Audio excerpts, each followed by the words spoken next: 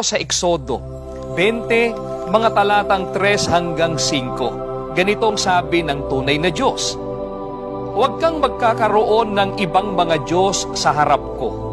Huwag kang gagawa para sa iyo ng larawang inanyuan, o ng kawangis man ng anumang anyong nasa itaas sa langit, o ng nasa ibaba sa lupa, o ng nasa tubig sa ilalim ng lupa.